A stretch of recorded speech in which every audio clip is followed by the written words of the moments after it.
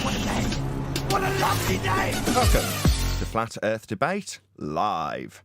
I'm your host, Nathan Oakley, and if you are new to this channel, or you've not done so already, then be sure to subscribe, hit the bell notification icon, and join button if you'd like to become a Nathan Oakley 1980 channel member and keep up to date with the Flat Earth Debate. If you would like to support the channel, there is a super chat that runs alongside each of these shows while they are live, and there's also a PayPal, Patreon, crypto, and thanks button in the info box below the video. Most importantly, if you'd like to join the discussion, simply mute the page you are currently watching, then click the link in the info box below this video to join the panel and express your views on the nature of Earth. If you do join, please don't swear. If you do, you'll be ejected, and if you are, please don't try to rejoin the stream using sock accounts. You'll be warmly welcome back on the next stream. Please also share the show on social media. Sharing the show obviously increases the live audience, but this in turn increases the chances of a more diverse panel. So please share the show on Facebook and Twitter. Now we are joined by Neil, 10th Man, Eli, and a whole bunch of people in Discord. So welcome one and all. Again, 3 people. Yeah. Hello.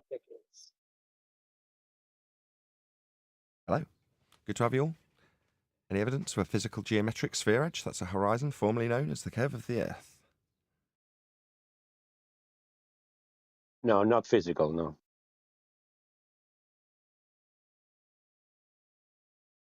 Any evidence of the R value, Earth radius? You're going to need a flat plane for that. Any evidence that you can acquire an elevation angle measurement from a curved baseline? No. For an elevation angle, it requires a horizontal plane. Any evidence of the distance to the Sun? Going to need an R value and a flat plane for that. Feel free to join in if you're in Discord. Any scientific evidence of gravity? It's not science. You'd have to observe it first. Yeah, we don't have a natural phenomena to observe in the form of gravity to science it, so to speak. Any single viable hypothesis from any of the fields of astronomy, cosmology, or astrophysics? Wait a second. So gravity is just a word then, right? There's no phenomena. The phenomena of all things It's going just a down is concept. contradicted by the fact that some things go up, some things remain neutral. There's no phenomena. Yes, I'm saying now it's really just a word. It's a word that is used to create the impression that there's a force holding you to the side of a spinning water ball, yes. Please share the show. 35 people watching. Woohoo! Neil, it was gravitas originally, meaning weight, and now they've changed it to some force. Oh, I see. Force, yes. Any evidence that you can have gas pressure without the necessary antecedent of a container to press upon? Well, NASA, go on. Well, since nobody showed me a physical container yesterday, I know about the antecedent, but there should be somewhere where I could see it. Is that how you live your life? So when you go, look, we have the filet mignon example. So when you order a filet mignon, do you not believe a cow exists for you to have that? Well, hold on. Today they make meat today out of plants. So, No, I that's really understand. not good. That's non sequitur. Let's say you get a real filet mignon. Do you need to see the cow, Neil, or do you know it came from a cow since that specific meat is from a cow?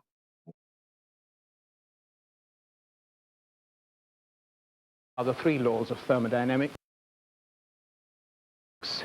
very simply expressed. Now let us look at some examples of spontaneous changes and see how they are accounted for in terms of the 2nd law of thermodynamics. We'll take the simplest first and look at changes where only the entropy changes. Now, one, perhaps the simplest of all of these, is the expansion of a gas into a vacuum. I have in one of these bulbs some bromine, and in the other I have a vacuum. And if I open the tap between these two, you will see spontaneously the bromine rush from one to the other. Now that is the simplest change we can have, perhaps, because all that happens is a change in entropy. All clear? Without the container, Neil, there can be no pressure. Telling me the container is made out of glass. No, I'm telling you that the containment was required for the demonstration.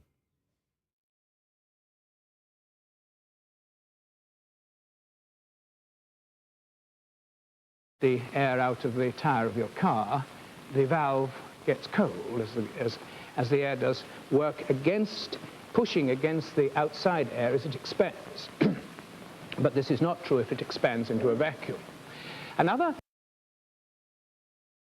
So yeah, air expands into vacuums, Neil. If the positive assertion is that we've got a sky vacuum, then the gas would expand into it. That's what gas does.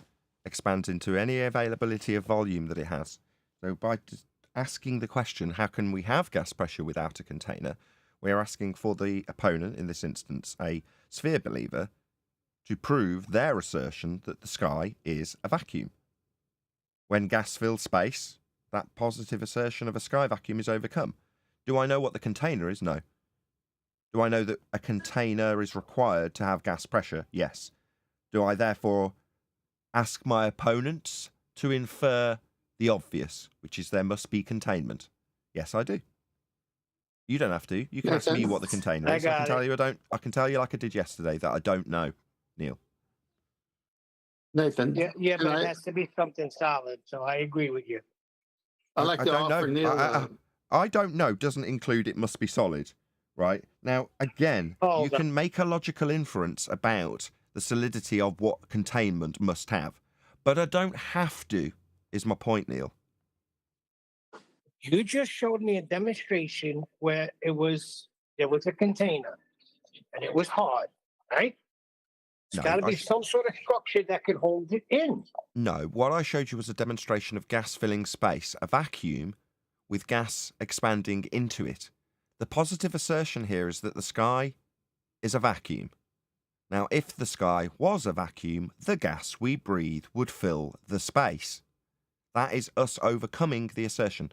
Upon overcoming the assertion that the sky, positive assertion, is a vacuum, I don't have to tell you what the sky is in order to annihilate that claim that is not true, by way of demonstration of the necessary antecedent-consequent relationship of containment for gas pressure to exist in the first place, and a demonstration of gas filling space.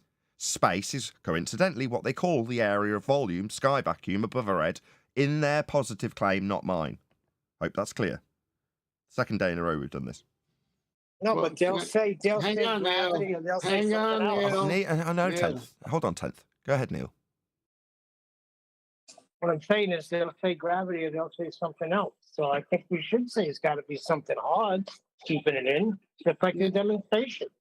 Neil, we just went over the gravity question, and you agreed to their claim being wrong, and it's not a phenomenon, and it's not a force. So what's the alternative? Is the globe believers say it's this non-force force.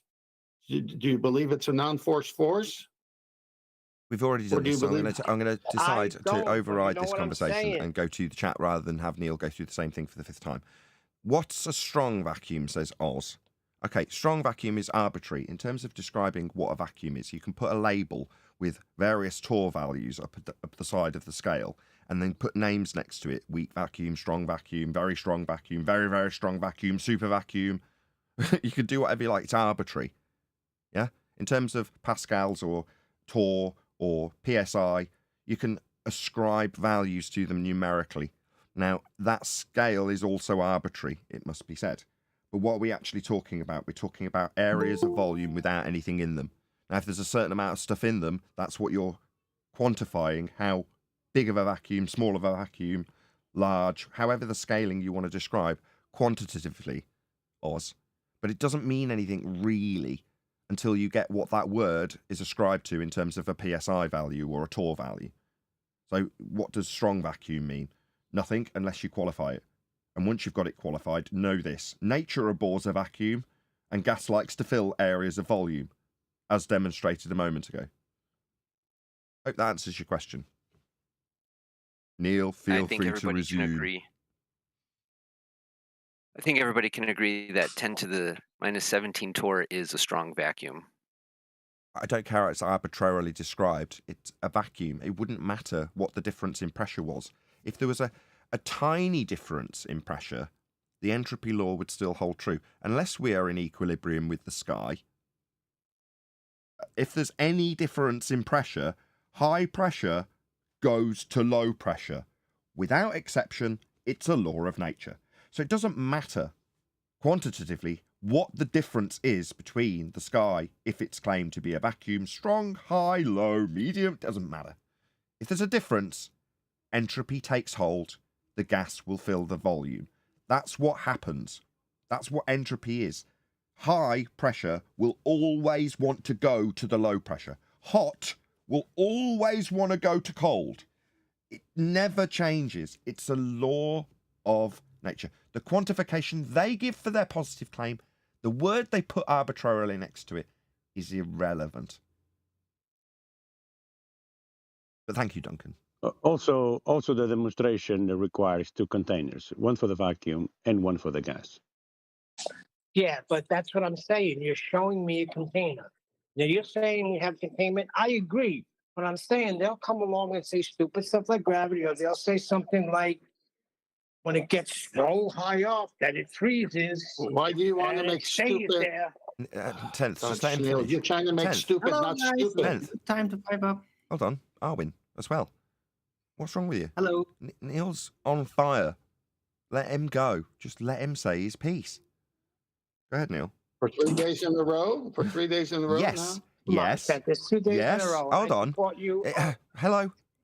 Yes, 3 days in a row. 20 days in a row. 50 days in a row. Arwin and Sleeping Warrior thrashed out gravity for 12 straight months. Day in, day out. It was tedious. For everybody watching, except me. I loved it. We got something out of it.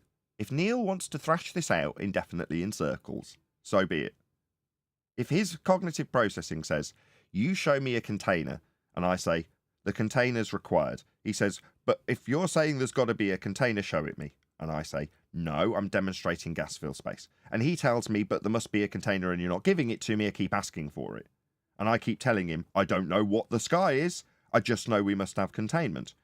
Then we go to the housekeeping question, which we ask our opponents when they make the positive claim. Can you demonstrate gas pressure without a container?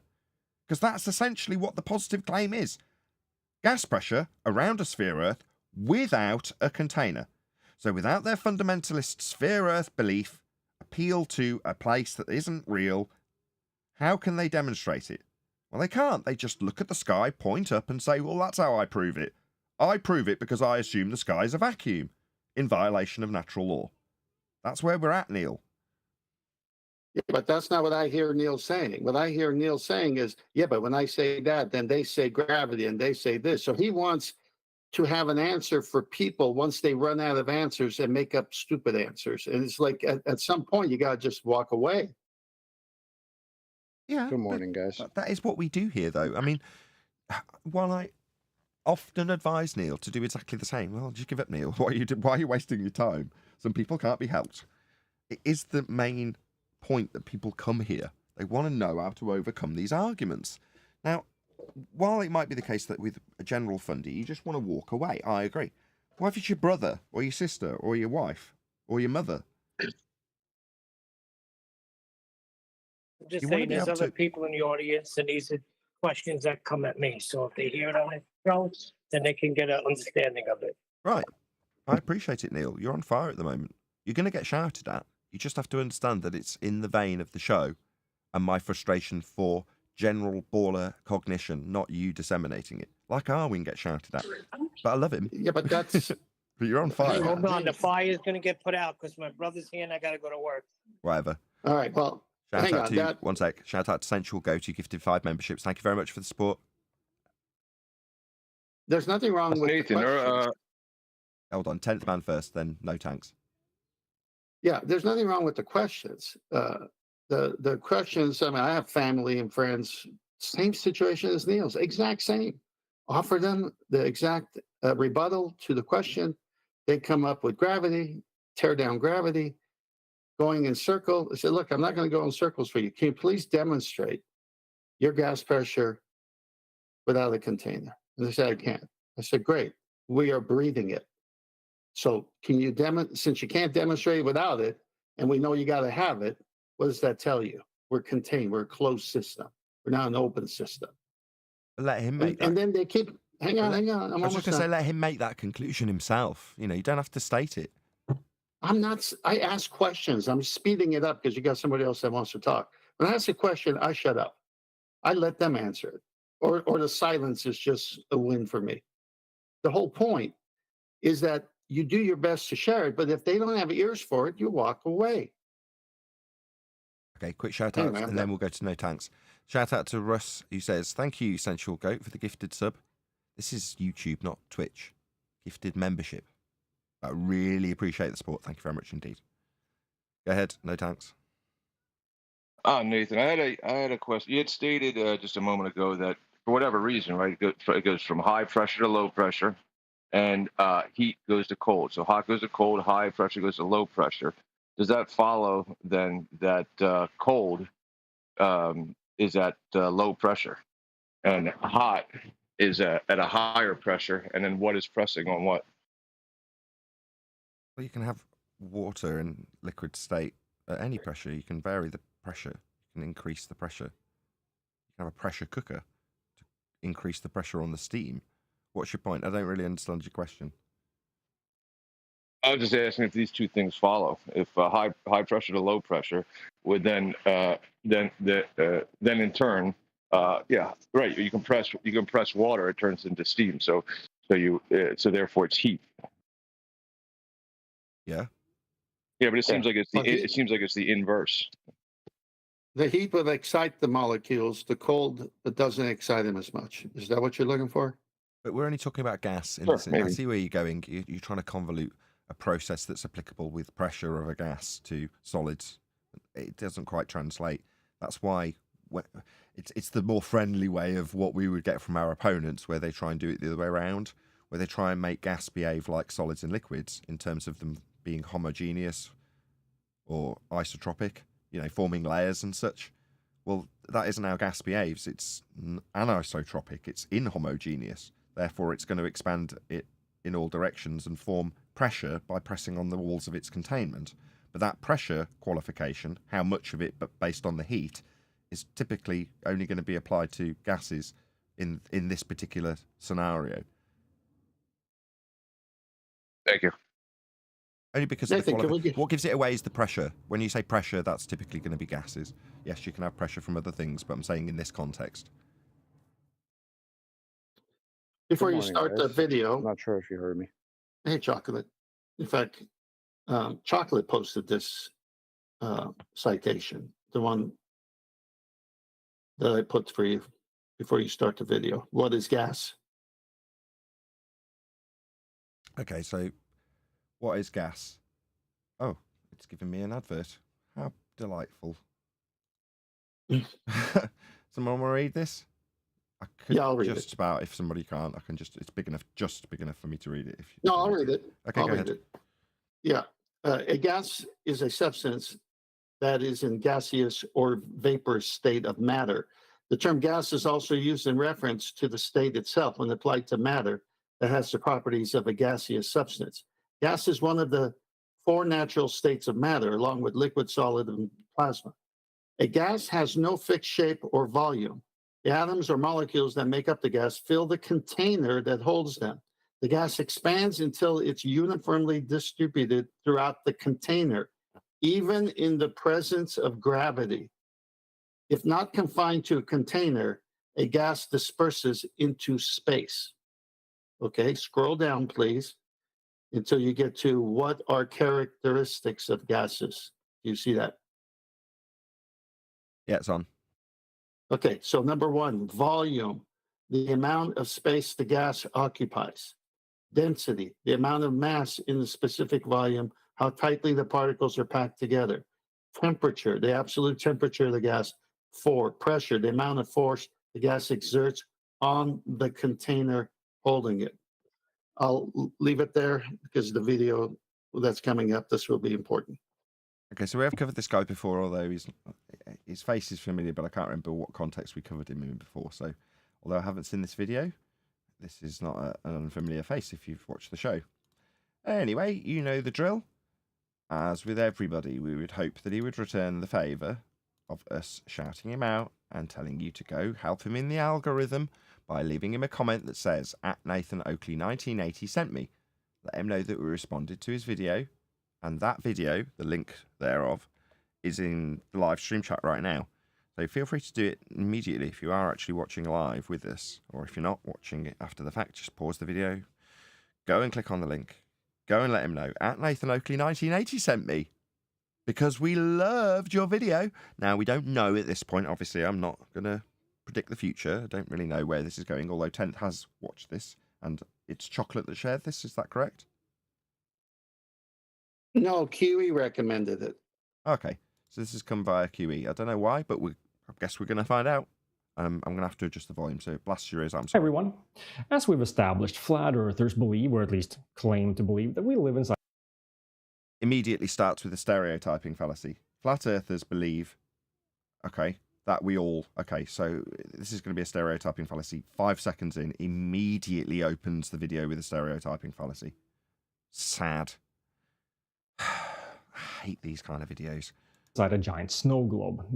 Do we? Giant snow globe? Really? When I said to Neil repeatedly that I don't have to make a claim about what the sky is and I don't know, that means all flat earthers say we live in a giant snow globe. I've immediately proven your stereotyping fallacy wrong, Mortimer.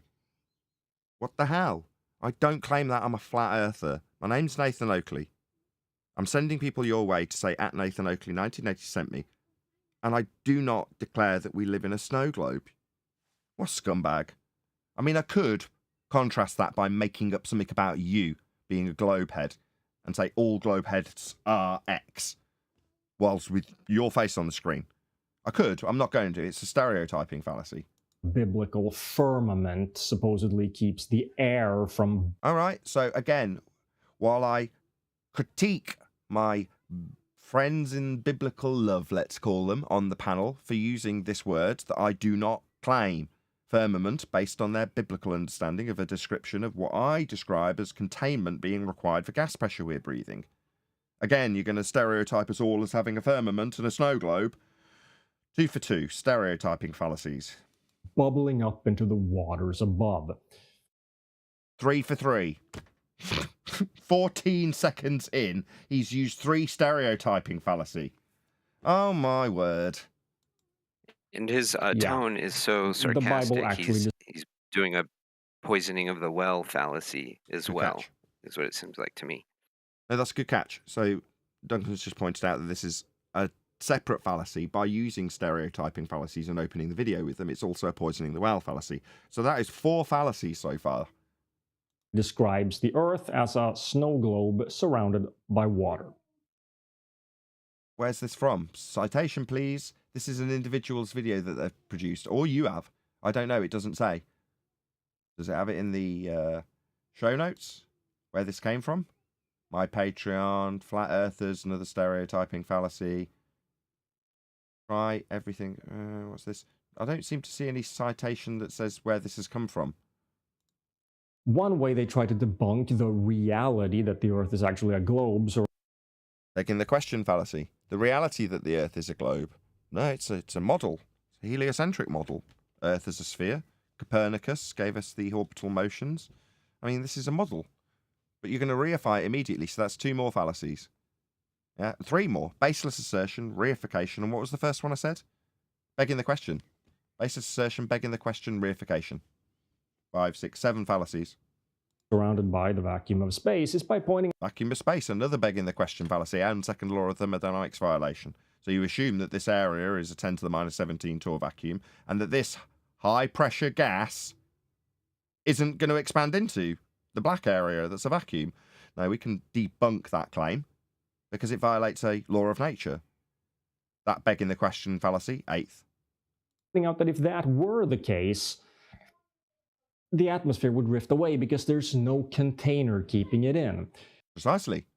So you've debunked your own claim that the sky is a vacuum by asserting our rebuttal, which is to say that if you claim, which you do, that the sky is a vacuum, as you did with the begging the question fallacy, that the gas would fill the space because you require containment. Gas pressure requires a container has That's correct. It does. become a Flurf mantra. Sorry, a Flurf mantra or a fact of life? How do you have gas pressure without a container beyond your fundamentalist religious belief that the sky is a vacuum? Just like water always finds its level. Sorry, a principle that's used to build things? Do you think this is a Flurf mantra or something that is used in construction? What the hell are you talking about, man? Flurf mantra. Wait, hold on. Is NASA a Flurf mantra central? Because NASA has container in their definition of gas pressure. So is he making fun of NASA as well? Yeah, let's take apart this number 9 fallacy. Hang on. Stereotyping fallacy. Have you got that citation by any chance so we can tell him what NASA, not Flurf mantra, says about containment? Have you got that to hand? Chocolates or the one that I read from? The one that NASA do. NASA, I can almost verbatim, well, I'll paraphrase it. But gas pressure is the force exerted on the walls of its container. That's a citation from memory from NASA. Yep. Give me a few. I can go find it. Okay. While he's doing that, I want to comment on that. He's giving flat earthers credit for water finding its level at rest. As if no one has seen that. He's saying something so obvious, but he wants to make it sound like it's wrong. Well, no, Duncan's actually the one that's got this right. For all my identifying all the fallacies, he's actually got the main one correct, which is to say that by poisoning the well of an assertion that flat earthers make and saying flat earthers are dumb with all of the stereotyping fallacies he started with in the first 15 seconds, it means that when he starts making assertions that, well, flat earthers say, when he starts debunking principles that apply to nature, it seems like he's just debunking claims. It's a bit like when they start telling us, well, you say celestial navigation is XYZ, and I'm going to debunk that. No.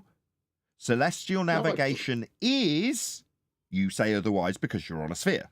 Not flat earthers' celestial navigation, just celestial navigation. In this case, not flat earthers' water finds its level, but a principle used to erect buildings, water finds its level. Not a Flurf mantra. Yeah, but he's just play that last 5 seconds. He's contrasting gas pressure needing containment to water finding its level. I couldn't have a better compliment than that. Atmosphere would drift away because there's no container keeping it in. Gas pressure requires a container has become a Flurf mantra, just like water always finds its level. So let's talk about gas pressure. This is Flurf Pratt. Flat Earth points refuted 1,000 times.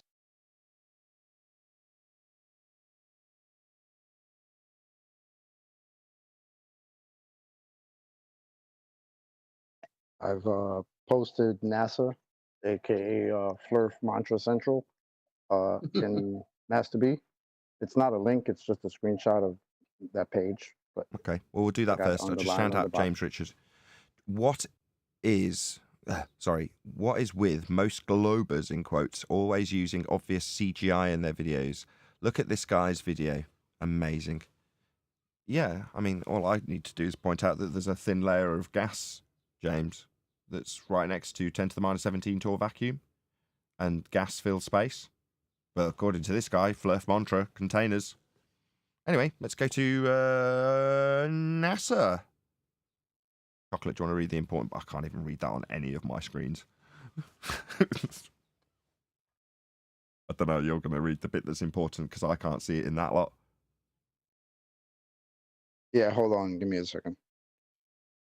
Dun, dun, dun, dun, dun, dun, dun, dun, dun, dun, dun, dun, dun, dun, dun.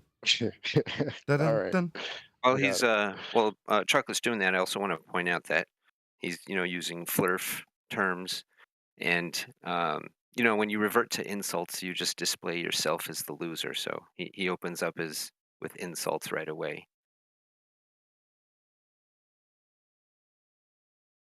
You there, Chocolate? You should see how he ends. Yeah, give me a second. I can't talk right now. Give me a second. Okay, we'll go back to the video temporarily just while Chocolate's doing that. If you like the video, thumb it up, subscribe, and hit the bell. Yeah, I might as well advise my audience to do the same. Should you respond? Given this flurf mantra, something that we disseminate daily, I can only assume you're referring to us. Hopefully, if you make a response, you have got a bigger channel than me. Might actually make a slight difference to my subscriber base were you to respond and return the favour with the algorithmic love I'm currently sharing with you, my friend. Let's get you on screen. Nathan, I found a link for Chocolate's article. I could read his article if you want. Before we begin. Okay. The molecules are in constant random motion and frequently collide with each other and with the walls of a container. Because the molecules are in motion, a gas will expand to fill the container. Since density is defined to be a mass divided by the volume. You can take action to save our planet. Scientists have described the climate crisis as a code red for humanity. Help us pressure our leaders. Pressures. Sorry. Wow. I was on the wrong screen while I was scrambling back to find the PC mute button. Go ahead. Sorry. Since density is defined to be the mass divided by the volume, density depends directly on the size of the container in which a fixed mass of gas is confined. And the link is below that. Surrounded by a larger volume of air at low pressure. Poke a hole in the balloon and the pressure equalizes. The balloon pops. Okay. So that would be gas pressure differential achieved by way of containment. So far, you're affirming our point. It certainly looks like the flurfs are right. Without a sealed container, pressure equalizes. We are right. That's correct. Concession accepted. Yes, concession accepted. We're absolutely correct. It's a law of nature. It's called the second law of thermodynamics. It's not a glurf rhetoric. It's a law of nature. Ergo, if you have a relatively small volume of air surrounded by a huge vacuum, the air should reasonably spread out to fill the vacuum. In line with the second law of thermodynamics, that's exactly what gas does. Gas fills space. Getting a huge volume with infinitesimal pressure. So far, this seems perfectly reasonable, but let's see if we can find a problem. A problem with what? The second law of thermodynamics? High pressure to low pressure? I don't think so. Suppose, instead of filling a balloon with air, we fill it with helium. We all know what'll happen now, right? When we pop the balloon, the helium doesn't spread out evenly in the room, which we're assuming is... Does it not? So let me get this straight. You think when you pop a helium balloon, it retains some form of shape amongst the other gaps in the gas particles? Are you having me on? Is that what he just said? Helium. We all know what'll happen now, right? When we pop the balloon, the helium doesn't spread out evenly in... That's a second law of thermodynamics violation. The helium will spread out evenly. It'll dissipate throughout your room. What you're suggesting is that when you pass gas, it stays in a particular location, doesn't spread out throughout your whole house, letting the whole place know how stinky and dirty you are? Yeah, it does. All gases do that. Without exception, sulfur hexafluoride, for example, you can pump a high quantity of it, displacing a load of the air around it. But with time, entropy takes place. The gas disperses. That's what entropy is. You're saying that you pop a helium balloon and it doesn't disperse? What a crock of crap. Shout out to James Richards. Anybody on the panel got anything to say on that little statement there? James Richards says, it's not that flurfs are right about the second law of thermodynamics, it just looks that way. Yeah, that's what he said, right, James? They could be right about the second law of thermodynamics, but let's pick flaw in the second third. Yeah, he's poisoned the well, though, as Duncan pointed out. So it's just flurf rhetoric that he's taking apart. Not a law of nature. Right on, James. Yeah, any comment from the panel about what you just said? About gas not spitting out helium? Hello? Go ahead. Okay. Wasn't sure how was it being heard. But yeah, I do have a comment. I mean, he probably is pointing at that at first the helium will go spread out a little bit more at the top, but eventually it will all mix up evenly. So he's probably just pointing at that and thinks that that means it doesn't spread out. It will eventually, though. Well, I think he's talking about lighter gas versus heavier gas, like you brought up the example of sulfur, whatever you call it. Eventually, it hits other gas particles, finds openings, and works its way. It all does what it does because it's in a container to be pressurized. And he's trying to avoid that argument. Right. The room, which we're assuming is filled with air at normal pressure. Where did you get the air? How big is that room? No. Where did you get the air at normal pressure to begin with? That would be the force it exerts on the walls of its containment, as per the NASA citation and any citation in regards to what gas pressure is. Well, where did you get that air for it to be in, for your example to take place? Before we go any further, if we're talking about gas pressure, I want to know how you achieved this gas pressure in existence at the start of this example. You're going to need to show me how you achieved that, because that's specifically what we're talking about. You call it atmosphere. That would be air in a sphere shape, arbitrarily stuck to the side of a ball, not expanding into a vacuum. Yeah, you need to show me how that's possible. Not just start with the already existing normal gas pressure. How did you achieve that in a sky vacuum? That's the point. Don't just start with it. You need to explain how you got it. The helium goes up, because even at the pressure inside the balloon... Bye-bye gravity. So gas not going down with a downward force. Why isn't the gravity pulling it down to the ground? So you're debunking gravity at the same time here, my friend. So helium, not affected by the assumption of a downward bias because of the gravity force holding us down. Somehow helium don't do that. Yeah, that's the end of gravity then, isn't it? Because we haven't got a phenomena to study of all things going down if helium's going up. That's a bit of a bummer for your gravity belief. It's less dense than the surrounding air. Less dense. So this description could be admirably described with its density, respect to the air around it. I see. So sod all to do with gravity, and even by Mortimer's own words, everything to do with its relative density then. Really? I wonder if gravity will get a mention. What do we call this, Flurfs? That thing that makes things with low density go up? Density, you just told us. That's right. Buoyancy. By buoyancy, that would be ascribing a gravitational force pulling the gases around the air, unlike how water behaves or liquids behave, to make the other gases, helium in this instance, go up. Now, buoyancy is automatically utilising your gravity belief. Now, maybe you think your audience doesn't know that when you say it, but I know that. So when you say buoyancy, you mean that the gases around the helium were pulled down with gravity? No, the gases around the helium aren't going down. They're also moving in all directions, not down with a bias. In fact, quite the reverse. They come out of the ground and go up. So what's this buoyancy being inserted into gas behaviour for? Oh, it's so we can ascribe gas go down, go boom, boom with gravity in a few moments. You watch.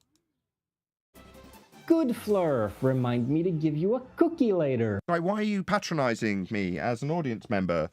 I don't really understand the need for this.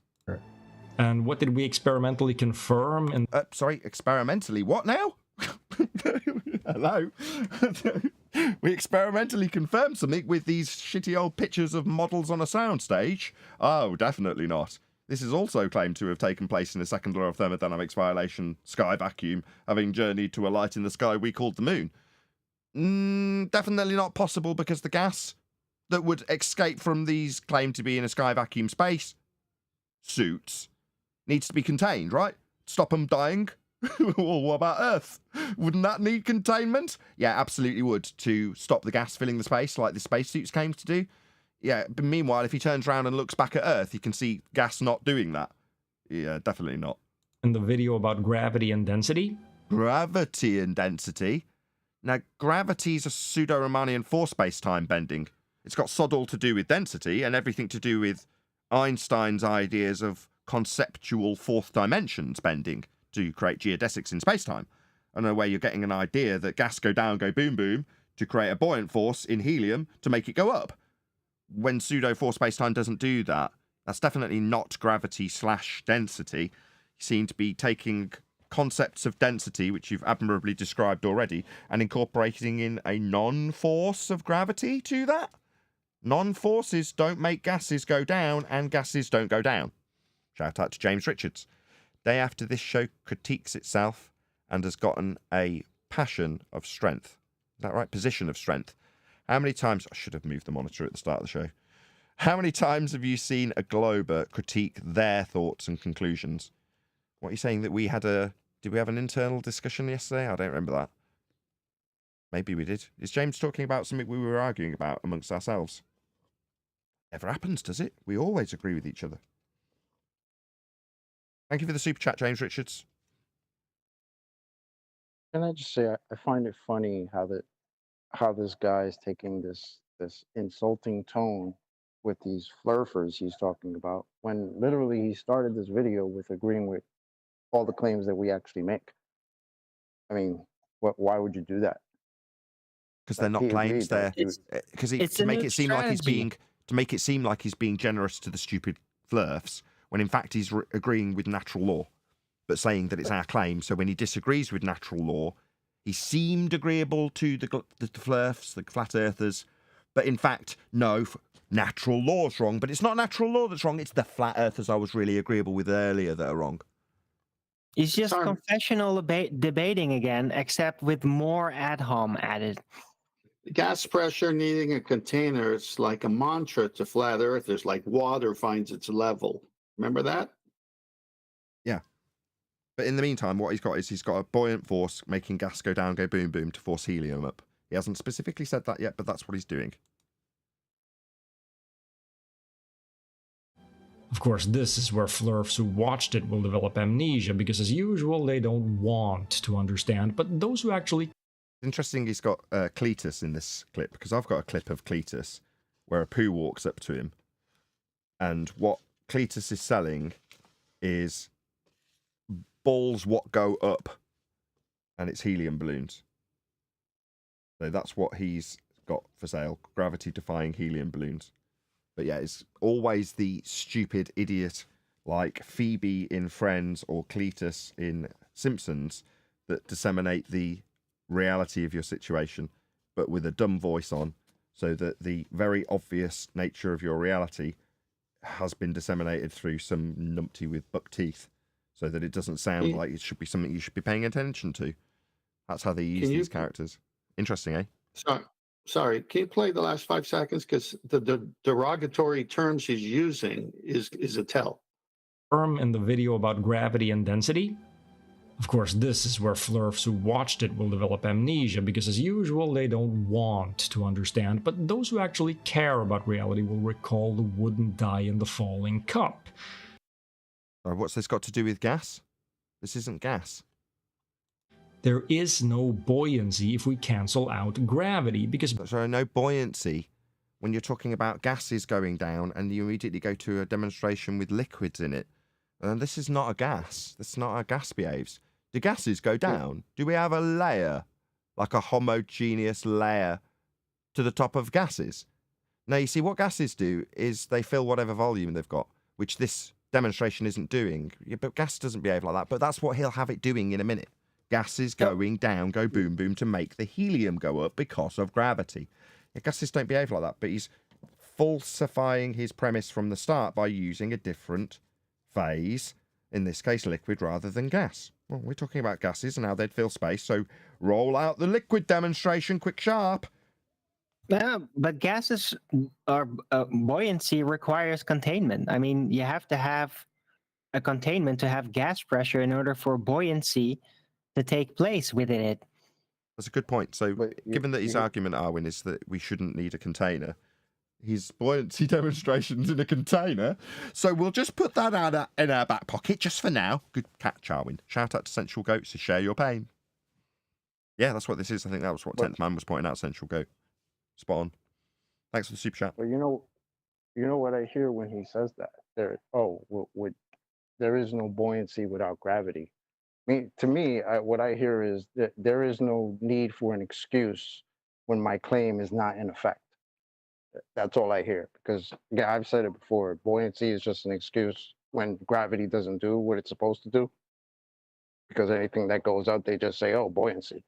Well, everything is supposed to go down according to you, except the things that don't. So now you have an excuse for it. So now he just said, you don't need buoyancy if you don't have gravity. Yeah, I agree. You don't need an excuse if you don't have a claim. Shout out to James Richards. He says, can someone yell in this guy's ear, there is no such thing as gravity? No, you need to talk to him in the same sort of language he uses. Say, gas doesn't go down, go boom, boom to create a buoyant force like you're demonstrating here with liquids. Now have a little cookie and get lost. Buoyancy is a result of gravity. Oh, really? Because things all go down. Right, I see. Oh, wait. Gas is affected by gravity. No, it isn't. It's not going down, go boom, boom. There are no gases that are created in the sky and falling to the ground. Quite the contrary. Gases are created at ground level and make their way up. That's why you can breathe in areas that have very little vegetation, like at the top of Everest, because the gases have come out of the ground from the vegetation, if you're talking about oxygen, for example, and made its way up to the top of Everest, where there's nothing producing gas. That's because gas isn't going down. In fact, it's going up. Now, if the sky was a vacuum, it would never press on anything. Therefore, it would never achieve gas pressure. It would just dissipate into the sky vacuum to have never achieved gas pressure, ever. But meanwhile, gas isn't going down. It's going up. Have you never seen a cloud? Have you never seen water vapour turning into steam from a puddle and turning into clouds? Is that something that's beyond you? Do you think that gravity, a downward bias, is affecting gases? You're an idiot. Nathan, Chocolate posted that article. Let me read it again. And we read it already. A gas has no fixed shape or volume. The atoms or molecules that make up the gas fill the container that holds them. The gas expands until it is uniformly distributed throughout the container, even in the presence of gravity. If not confined to a container, a gas disperses into space. So what could be causing the atmosphere to stick to the Earth? Atmo what now? That's a begging the question fallacy. So he's saying what could cause the air that's already in a sphere-shaped atmo, that's atmo, air, and sphere shape. So how is the sphere-shaped air? That's an oxymoron. Air doesn't take the shape of a sphere for you to start explaining why the sphere-shaped air works the way it does. You're assuming air can violate the second law of thermodynamics, dissipation of gas into volumes, by saying it's already in a sphere shape. Atmo what now? No, don't beg the question. Don't just assume you've got an arbitrary forming sphere-shaped gas pressure, like you've got behind you in this CGI rendering of a second law of thermodynamics violation with gas not filling space. Air isn't sphere-shaped. And Nathan, he's scattergunning his presuppositional claims. Like he's really scattergunning that he is leaning on those presuppositional claims. It's crazy. Yeah, if I can beg the question that air's already in a sphere shape, I can say, well, there you have it. Sphere-shaped air that I assume not dispersing into sky vacuums after I've assumed that it's already sphere-shaped and not dispersing. Well, what a genius. Gas pressure requires a container is absolutely correct. It's an oversimplification. Not an oversimplification unless you can demonstrate it not needing containment, beyond your fundamentalist religious belief that the sky is a vacuum, which you've just asserted in atmospheric assumption. Atmo, air, sphere shape, not dispersing into sky vacuums, but arbitrarily forming a sphere because you assume it's so. Yeah, it's not oversimplified. It's a fact. Without the container, unless you're prepared to actually demonstrate that beyond your fundy belief in a sky vacuum, we're not prepared to accept that there is a sky vacuum. It's just that simple. It violates a natural law. Shout out to James Richards again. Going heavy on the super chats. Really appreciate it, though. Even though there is no such thing as gravity, let's argue how gas would act within it. Exactly. Yeah, there isn't any gravity phenomena. He's saying, well, the reason gases go up is because all gases go down to displace the ones up. It applies to what's called an ideal gas, which, as the name suggests, is an idealization. No, it doesn't apply to an ideal gas. An ideal gas is a concept used within thermodynamics to simplify the description of things that occur always. So when you are describing gas behaviour in general, you can describe gas behaviour in general, that is to say what gas generally does, with ideal gas. So you can simplify the description. There's going to be subtle differences, but it's there to help an understanding be achieved when dissemination of the description of things that always occur is given from one person to another. We have these concepts like ideal gases and isolated systems, so we can oversimplify the description of how gases behave. You're convoluting how a description is disseminated and formed with things like ideal gases with how gases actually do behave. No, ideal gas has been used to describe how gases always behave, not the other way around. An ideal gas is made up of particles. So now we've got an ideal gas. So now you're telling us what an ideal gas is. No, it's used within the convention to describe what gases do. So I've already caught you in your... that aren't affected by any forces other than those that arise when they collide with the walls of the container. Yeah, to describe how gases behave. Ideal gas is used within the convention of the second law of thermodynamics in this context and would describe how gas pressure is achieved by the gases colliding with the walls of the container. Now, because the convention has a simplification with it, you're going to say that it's not true when describing how gas behaves with that convention? Is that what you're going to do? Particles never collide with each other and aren't affected by force fields like electric, magnetic, or gravitational fields. Who gives a crap? They still need containment. You're going to tell me that with electrostatic or magnetic forces you don't need containment? Okay, show us. Of course, such gases don't exist in reality. Who cares? Non sequitur. We want to see containment of gas because that's what's required. If you can say otherwise, we need to see it. Doesn't matter what other forces will do to gases or whether or not they're colliding with each other. It doesn't change the fact that they will collide with a container to achieve gas pressure in the first instance. You're not overcoming that with any of this. It's often a good enough approximation, though. Of how to describe how gases behave. Yeah, it's a good enough description to say, yeah, it's going to need a container to form gas pressure. If it didn't have the container, it wouldn't have anything to press on, therefore wouldn't have pressure. Not an oversimplification, a convention. That's where the misunderstanding comes from. Not a misunderstanding. PV equals NKT. Oh, there we go. Nevertheless, we've got a V in there. That's volume! How big is the container in order to have this description? You need a container to have volume. You stupid numpty. For example, the ideal gas law, PV equals NKT, is often used to show how pressure, volume, and temperature relate in gas, but again, as the name suggests, it assumes an ideal gas. It's describing how gas behaves by way of the convention, and within that convention, ideal gas is used to describe how gas behaves. And you need a volume. Without a container, where are you going to get V? Are you going to know how big the volume is? The volume, the amount of area within which you're going to be pressing on walls of it. You need a container to even describe it with ideal gas. Describe what? How gas behaves. The problem, why is he continuing to speak about a gas that he himself said doesn't exist? Why doesn't he actually use real gases that we can actually prove?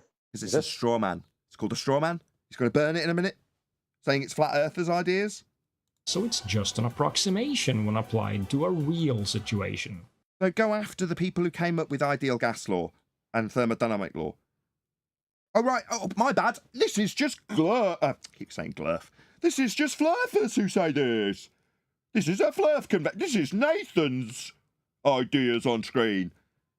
Oh, it's just thermodynamics that you've got an issue with then. It's Latin, it's gas law and gas descriptions of gas behaviour.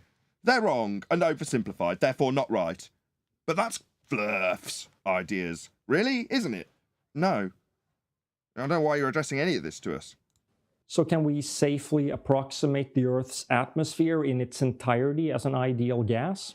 I don't know about entirety, but you can do whatever you like if you're describing gas behaviour. If you're describing the gas behaviour of a sphere Earth, then it's going to be the same because it's applying the description of how gas behaves to it. In natural law, you're talking about how things behave in nature, just describing how they do things. You're going to say that, well, in this nature, which isn't nature, it doesn't behave like that. Is that where you're going? So it just doesn't behave as things get described to behave. When we have a sphere Earth in a vacuum, it just doesn't do that. Okay, so the way we describe gas behaviour is wrong. No, your sphere Earth in a sky vacuum that you've never visited and violates this natural law is wrong. Let's see. Nathan. Let's consider the particles in a container filled with ideal gas at non-zero temperature. Why? Just show a real gas in a container. Go on, Tenth. Yeah, he said atmosphere. Didn't he start off with a snow globe? So we have sphere shape there? By assumption, he's decided that air takes the shape of the sphere arbitrarily. But now we've got ideal gas in a container. So when he takes apart the descriptions of the convention, he's, taking apart how gas behaves? No, he's going to need to do this with real gas if he's going to say it's not the convention that's wrong, but gases don't behave like that. But what he's doing is taking apart the convention description of gas rather than gas behaviour. The convention description of gas behaviour is just that, a description of what gas does. But he's decided he's going to take apart the convention. Okay, well, we'll see if we get an actual demonstration of what gas really does. Afterwards, we'll see. Temperature is a measure of kinetic energy per particle, so these particles are bouncing around inside the container, colliding with the walls. As they exert force on the wall, by Newton's third law, the wall exerts a force back on the particles. Laws of motion of Newton were not right. End quote. This is what keeps them inside. This is what gives rise to the pressure. That's correct. So, aside from Newton's incorrect laws of motion, you've got pressure because it's pressing. Yeah, profound. Because we can't keep track of all the particles in the container, we can safely treat the position and velocity of any single particle within the container as being random. Now, think about this. What is the probability of any two particles occupying the exact same location? Well, obviously they can't occupy the same location because that's impossible. Who cares? So far, we've got a description of how you've got to have gas pressure in containment. That's all you've done so far, is constantly reiterate our point that containment's needed, and every example that you've given so far has containment within it. So you're not doing very well, other than proving that containment's required and described in every way, shape or form when you describe gas pressure. 107 people watching, please share the show. Gas pressure and a vacuum bot, I think it means both, require a container. It is impossible to have them side by side without two containers. Right. Yeah, you need a container for a vacuum also. Right on, James Richard. Thank you for the super chat. Remember that ideal gas particles can't collide with each other, so this... Sorry, so we're going to debunk how ideal gas particles that aren't colliding with each other behave? I see. Why would we do such a thing? Is it because when you're using ideal gas descriptions of a simplification of how a gas will generally behave, it's not to take apart as a straw man within the convention, because the convention is just describing how other gases behave with an oversimplified convention? Yeah, I don't know why he's doing this. His issue is with gas law, basically, isn't it? To all the normies listening, understand that this guy has, for the past 5 minutes, from what I've heard, has been talking about gases that he himself said do not exist. Ask yourself why. Because he's going to claim that those are the gases we're talking about. Maybe. Should be possible. If there are a million places a particle could be, and in a macroscopic container there are a lot more than that, but let's keep it simple here, then the probability is 1 in a million. So what's the probability of all the particles in the gas occupying? Who gives a crap? It's all in a container, and it's going to need to be to achieve gas pressure. Ergo, outer space is fake. Who cares about this maths probability of where gas particles will be within containment? Your sphere Earth in a sky vacuum doesn't have this. Doesn't have any containment. So who cares? You're going to start working out probabilities for positionings of gas particles when describing them outside of the convention, so you can debunk ideal gas by way of probability distribution of where gas particles will appear? This is utterly absurd. You just need to show us gas without containment, beyond your fundamentalist religious sky vacuum belief. occupying the exact same location? Well, that would be 1 in a million to the power of the number of particles minus 1. Absolutely negligible, as in won't happen in the lifetime of the universe if we try once every now. Won't happen within your description of what an ideal gas convention describe as doing when describing other gas works within this description of that ideal gas working outside of that convention. I'll keep summarizing it for as long as you're doing it. Nanosecond negligible. Can I just add real quick? I'm sorry. What was the word he just used? Negligible? What do I always say that word means when they use it? It means it's not happening, right? Rewind like 10 seconds. See what he says when he says that means it's negligible? Particles minus 1. Absolutely negligible, as in won't happen in the lifetime of the universe if we try once every nanosecond negligible. By this reasoning, what is the most probable distribution of particles?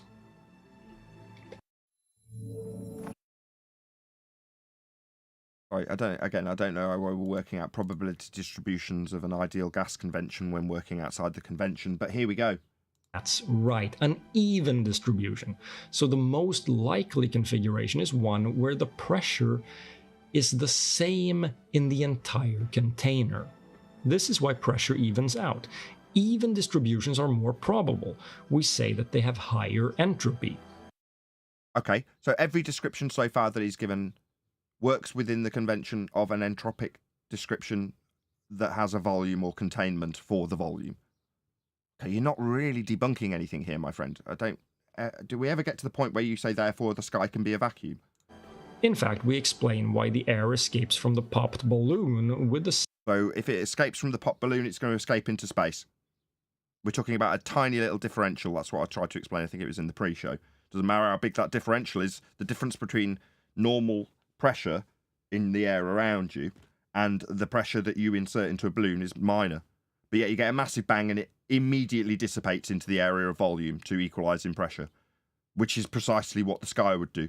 It would never have achieved gas pressure because it would never have had anything to contain it. Second law of thermodynamics. The entropy of an isolated system never decreases.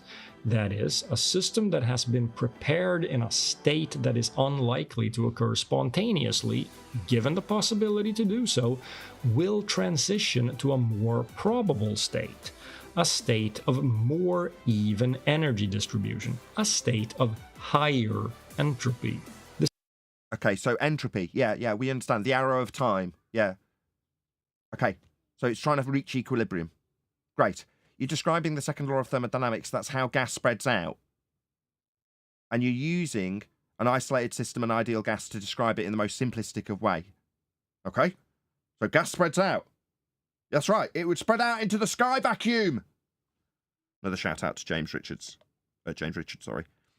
Gas doesn't find a position within a container and stay there. Is that what he's saying? It's always moving. No. What he's trying to do is take apart as a straw man the description within the second law of thermodynamics of ideal gases within an isolated system. As I said, it's an oversimplification to give you an idea of how gas behaves when you use it as a description. It's a convention. That's all it is. It's a description of what happens always. Now, will it absolutely concur with something that is described within that convention as not actually existing, as he has also disclaimed? No. It's just a way of simplifying how gases behave. Does it mean that this is strictly what they'll do? No, you're trying to describe them to other people in a simplistic way. But he's going to try and debunk it for its flaws in simplicity for disseminating how all gases behave within this convention. It's pathetic, really. Thank you for the super chat, James Richards. Nathan, this is all. Nathan, do we live in an isolated system when NASA claims they're going into space? There are no isolated systems. It's part of the convention that he's using. But do we live in a closed system? Yes, we do. We must. We must be in a closed system because if it was open, the gas would never, ever achieve pressure. Simple. They say it's open because they say they're going to the moon and Mars. Well, so what? They wave goodbye to the gas pressure that's no longer going to expand into the volume it's got to available to it? But they, in their rocket, can carry on into a sky vacuum 10 to the minus 17 tour on a trip to Mars. And as they look back, they see that gas pressure they wave bye to, not contained, not filling the sky vacuum. It's just nonsense. Also why a hot cup of coffee cools down in a room at normal room temperature. See, that's steam debunking gravity, right? Is that going down, go boom boom? Is the gases around it being forced down? No. Okay, so by the second law of thermodynamics, if the Earth's atmosphere is an ideal... Atmo, what now? So we're going to use the second law of thermodynamics description of entropy to describe an air sphere arbitrarily not filling its volume. Okay, no, that wouldn't work in the second law of thermodynamics. You're not going to be able to describe atmosphere, an oxymoron, sphere-shaped air, in the second law of thermodynamics, because you're starting with a premise that violates it. Ideal gas sealed in by the biblical firmament, it will have the same pressure everywhere. Why? We have dynamic systems. So you think it would be the same pressure everywhere. So if you've got literally something producing pressure, gas, extra gas, in the form of a coffee cup, you're telling me that if you measure the pressure there, it's going to be the same as on top of Everest? No. You've got high pressure gas being produced at ground level. If you put your pressure meter over a valve that's got a hole in it with natural gas being pumped around the place, you're going to see a higher level pressure coming out the hole than you are 10 meters away. It dissipates. But by the same token, it changes form when you look at the water cycle and comes back down as a liquid. Rain. But you're going to tell me that the pressure is the same everywhere? No, we have a dynamic system. Sure, we all know of how the weatherman talks about high and low air pressure, but that's... Yeah, so immediately debunking your claim that Flirth say we'd have a system that had equal pressure then. Well, no, we'd need to have something to achieve pressure first, to then achieve the weather that you were talking about, the high pressure to low pressure entropy description that weathermen give you. That would first need us to have gas pressure to achieve any of that. All of this that you can see on screen in his demonstration, every last bit of it, requires we have containment in the first instance for any of this to occur. Now, he's just assumed we've got sphere-shaped air and a vacuum. No justification, and every example given that is not actually debunked so far utilises containment. So he's not doing very well. James Richard again, shout out to you for all these super chats, really appreciate all the support. Says gas pressure only achieves entropy within a space suit while within space. Right. Yeah, I mean, entropy's a bitch when you're in a spacesuit, but looking back at Earth, you can wave at all that gas pressure just staying there. But obviously, it's going to vacate your suit if you haven't got it. Thanks for the super chat, James Richard. Really appreciate the support. Just temporary local variations, that's no problem. It's noise, basically. Particles moving at random won't always be perfectly evenly distributed. Really? No, they won't. It's chaotic. What are you talking about? It's just talking nonsense. He said the weather. Okay, so the weather's the chaos of it all. Right? High pressure to low pressure, entropy example. Okay. But of course it's all going to be ordered. What's he babbling about?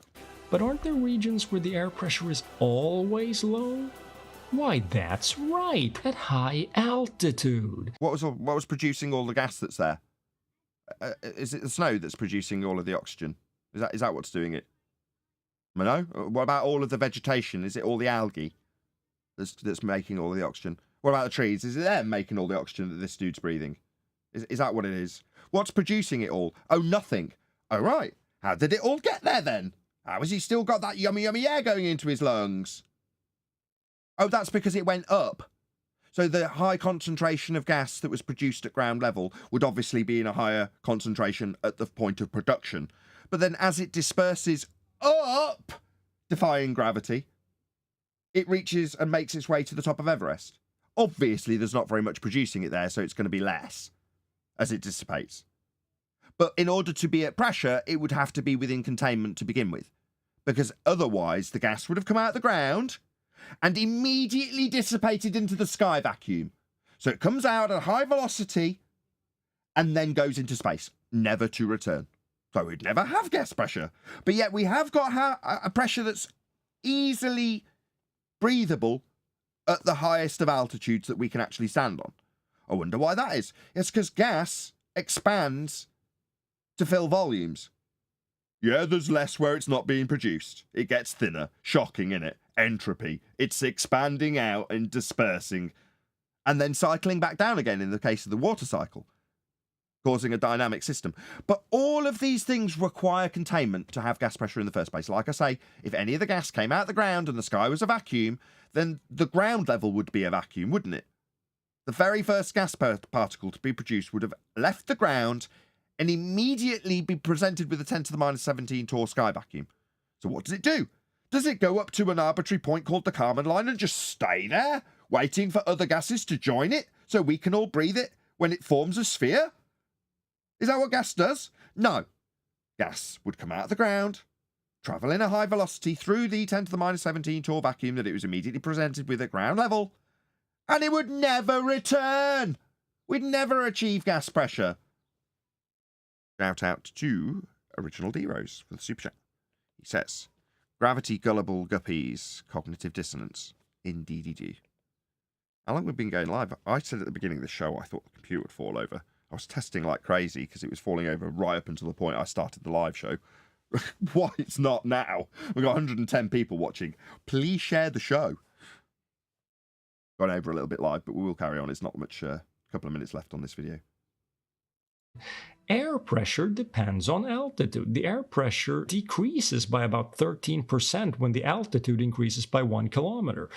That's why your ears pop when you fly. I've never heard of a flurf who denies this, so what we find is that they say pressure requires a container and pressure is higher near the ground, even though there is no container separating the gas down here from the...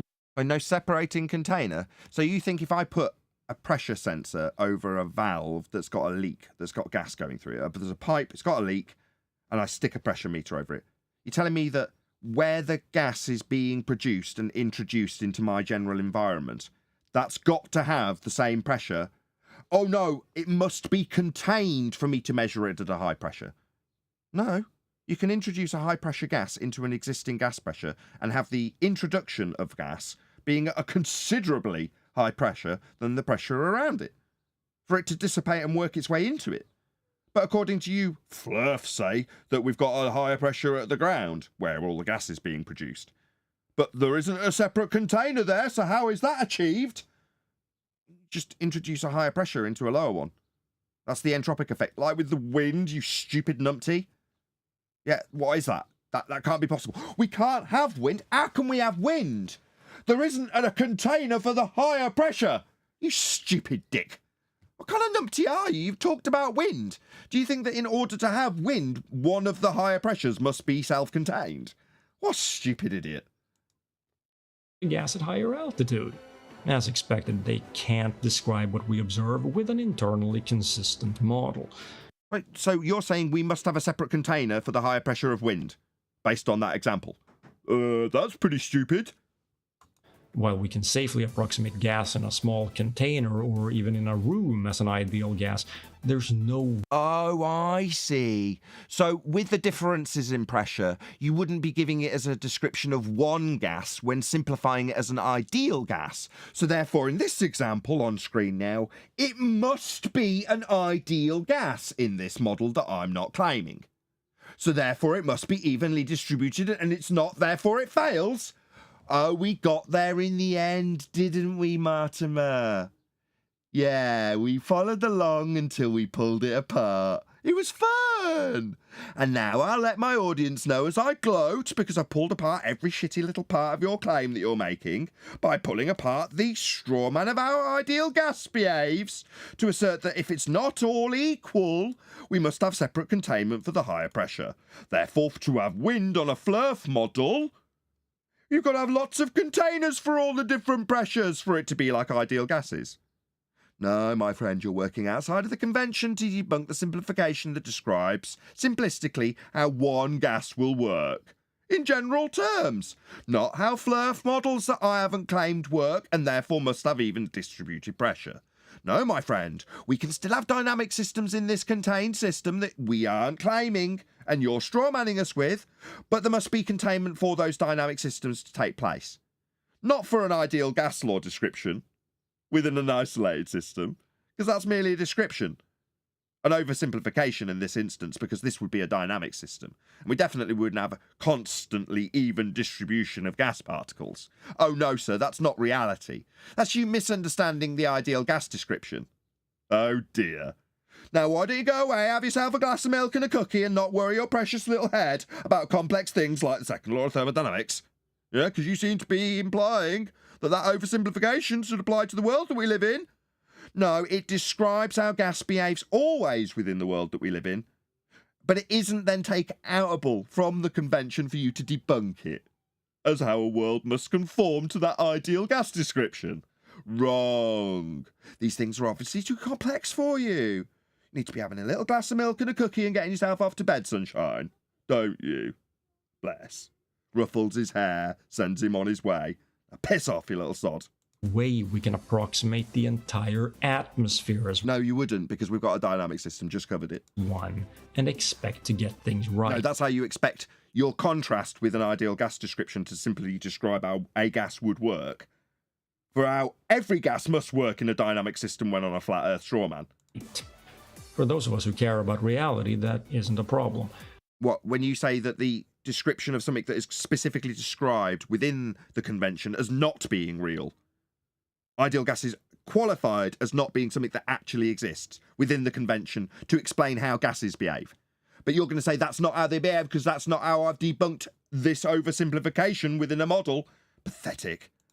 Gas particles in a gravitational... Maybe you're a subscriber to Martymer and you didn't keep up when he went through this and went, "Way, go on, Martymer, you did really well debunking them fluffs."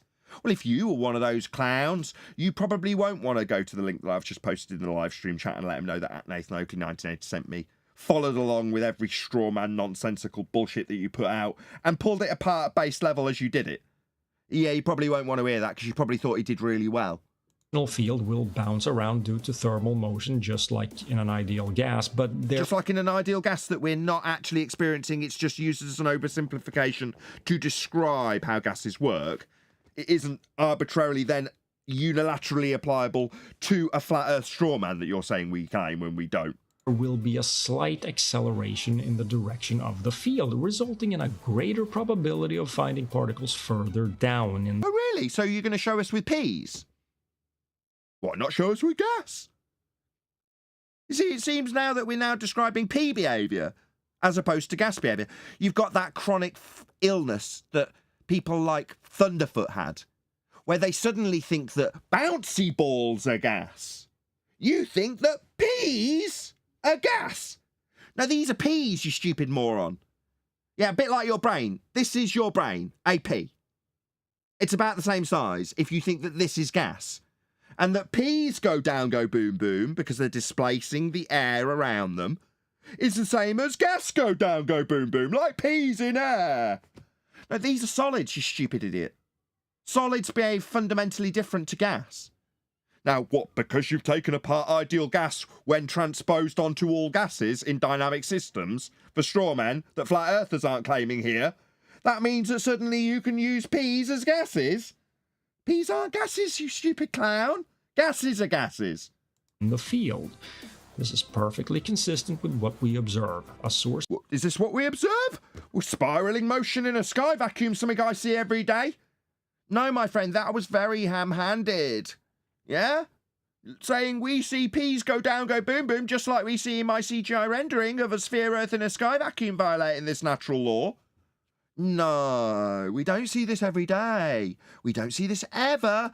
We've only ever seen it based on this CGI, and that's the only way you've ever seen it. Force of gravity in space tends to collect and retain gas. No, it bends geodesics in fourth dimensions. Do you not even know what gravity is? This numpty disseminating this crap to his audience, Martymer, doesn't even know what gravity is. It bends fourth dimensions. That's what it does, my friend. Planets, in particular, have atmospheres. Atmosphere, sphere-shaped air, they all have that begging the question. Second law of thermodynamics violation. Dynamic systems within sphere-shaped air. So the dynamic systems wouldn't also have the laws and descriptions within entropic law, specifically, applicable to them. Oh, it's okay for them. They can be arbitrarily sphere-shaped and not filling sky vacuums. No containment needed. Where was that description? Where was that overcome of this problem? I just cut to the CGI and say atmosphere again. Did you think that atmosphere was going to get you by? Oh, well, sphere-shaped air, obviously. Which are more dense near the surface. Really? So literally what I just said then, you're going to have the dynamic system described not expanding into the vacuum. So the gas can go up to the thin levels of the top of a mountain, like Everest, but ultimately it's not going to carry on any further. It just kind of hangs around there, burns its brow in defiance of natural law, and sort of hovers around at the Kármán line. Just says, I'm not going nowhere, why would I bother? You know, just going to eat cakes, fall back down, go boom boom. P is not gas. A fart, however, ha ha ha, says James Richard. Thanks for the super chat, really appreciate the support. And decrease in density exponentially with altitude until it becomes negligible. What, you mean dissipates into the area of volume it has? Dissipation would mean that we wouldn't have any gas. The high pressure would immediately disperse into the sky vacuum, but you're going to say, because it's sphere-shaped, goes up to the top, gets thinner and thinner, and then we've still got pressure below without any containment. That's a violation of natural law, my friend. That's the second law of thermodynamics violation. Entropy law. Gas disperses into spaces. All your examples had containment to stop that happening. Because otherwise it would have gone into whatever volume it had beyond the containment within the examples you gave. Like when using natural law, when using gas law, when using ideal gas, it all had containment, mate. But you're now going to say, no containment needed here, sphere-shaped air. It's not going to fly, my friend. You don't need a container to have gas pressure. Oh, right. So it literally was just sphere-shaped air, don't need container. Well, that's wonderful. I assume air arbitrarily takes the shape of a sphere. I use this word to imply it without saying it. Atmosphere, atmo being air, sphere being a sphere-shaped. Then I say all of the natural laws that describe gas behaviour can be debunked because I can apply a convention used within to all gases in a flat Earth model. Therefore, natural law doesn't apply. Therefore, sphere-shaped air. Therefore, no container. All right. What we would need, my friend, is a demonstration beyond your fundamentalist religious belief that gas just isn't filling vacuums. Because that's all you're offering. Atmosphere is your actual offering for why this natural law doesn't apply in CGI. Because it's not the world. You're not showing us the world. You need a force acting on the gas. Where did you show that in any of the examples that had containment? None of them had a force acting on them. They all had containment. Meanwhile, things aren't going down with a force of a bent geodesic in space-time, my friend. Some things go up. Just saying buoyancy, inferring that gas go down, go boom, boom. Again, you didn't say it, I did. Because I know your rhetoric better than you. You just said buoyancy. Oh, right, so the gases around the helium go down to force the helium up. No, they don't. They're all produced at ground level. You also disseminated that. They're all dispersing upwards and getting thinner as they do so. But in order to be at pressure ever, they'd need to be contained. Otherwise, they'd just fill the volume. Like in the V bit that you had? Yeah? Well, that volume is what you need to have gas pressure. You haven't got it. What you have is a natural law violation, and that is all. Now, that force could come from a container, but it could also come... Could come from a container. It's not a force. The force is the pressure of the gas. The force is the walls of the container being there for the gas to press on and create the force of pressure. No. Container isn't a force, you stupid numpty. The force of container. What an idiot. You don't have an alternative force in the form of gravity when it's bent pseudo-Riemannian force space-time either. A pseudo-fourth dimension isn't going to give rise to any force. Quote, George Musa. Gravity is not a force. End quote. Or about Brian Cox. There isn't really a force of gravity at all. End quote. But you think that appealing to a bent geodesic in space-time, in a pseudo-geometry, will give rise to the container force? No, mate, you just need a container. Assuming sphere-shaped air is not going to cut it. Another shout-out to James Richard. There is no real gas on any globe model, because the gas law would not be applicable to such nonsense. That's absolutely true. Quote from Rumpus. The second law of thermodynamics does not apply to the Earth. End quote. In reference to his model of a sphere Earth in a sky vacuum with gas not filling it. Because if the second law of thermodynamics applied to this globe Earth in a sky vacuum, then gas would fill the space in line with that entropic law. Ergo, the second law simply doesn't apply to the globe model. Because it can't. Gas would fill space. It's just that simple. Thanks again for the super chat, James Richards. You've been really supportive today. I don't know why I deserve this much support. Although I do put a lot of work in, I can't be honest. Thank you for the super chat, though. 118 people watching. Wow. Decent sized audience for a change. From something else. In particular, the force keeping the atmosphere stuck to the Earth. The force? There is no force. Gravity is not a force, end quote, George Moser. There isn't really a force of gravity at all, end quote, Professor Brian Cox. So what are you talking about? Why are you appealing to atmosphere again? So all you've got is, we've got sphere-shaped air, and we've got it because of gravity. That's it. That's your claim. Crap. Is gravity! See ya. Is that it? That's as good as you've got. Atmosphere and gravity.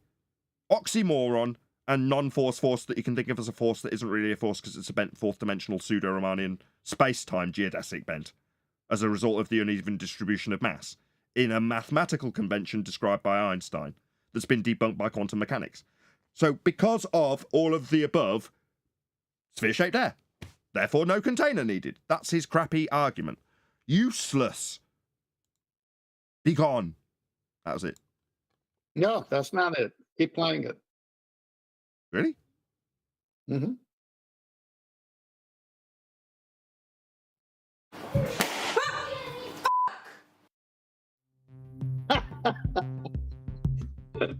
He's losing it. Okie dokie. What an ending. They popped a balloon. Well, he just debunked gravity with that balloon, because why didn't all the gas in the balloon sink to the bottom of the balloon? Instead, it spread out evenly along the balloon. So he just debunked himself again. Yeah, it's bullshitsu of the highest order. I mean, but he tried to be clever. He tried to say gas go down, go boom, boom with buoyancy to make helium go up. He didn't say it. He just inferred it. This is actually a great show, because as I was working, that new kid that I was working with asked me what I was listening to. So I told him, we discussed nature about reality, and we got into what we were discussing. And right away, he goes, oh, no, the gases are held down by a gravitational force. So, yeah, there's a lot of explaining to do.